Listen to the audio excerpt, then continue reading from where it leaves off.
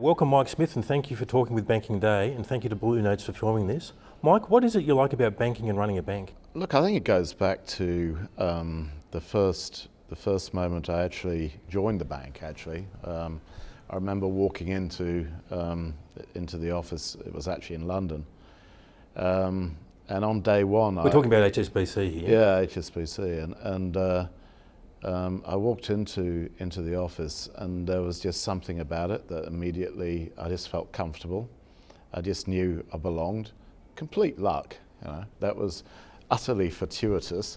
But I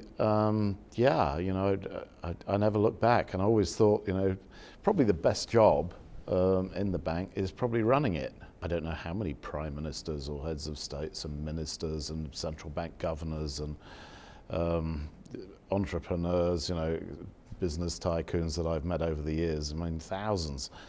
And that's still fascinating. You get an insight into the world which many people will never have.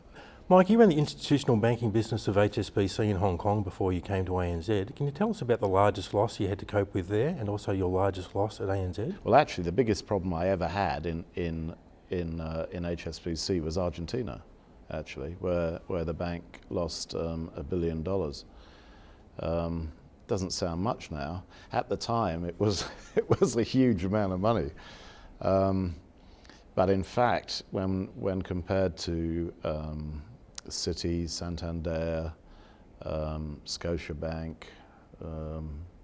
Boston, actually our losses were not as, they were all much of a muchness. And actually we got a lot of that back later.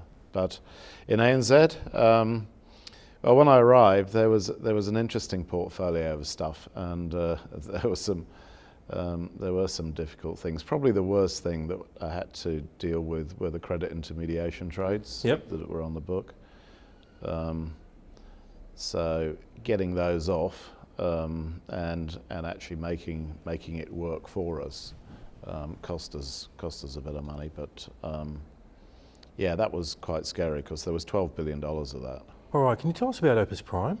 Opus Prime was an interesting issue. It had basically arisen as a result of securities lending,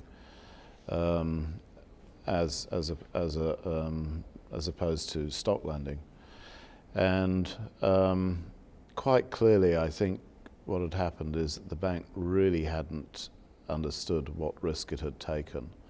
I think the people who were doing it did, but I don't think it had got up the chain. And actually the issue there was reputational risk, which of course hit us in spades. So dealing with that was not easy. So how satisfactory were your briefings on Opus Prime when you arrived at the bank? Well, there was no briefing on Opus Prime because nobody knew there was an issue.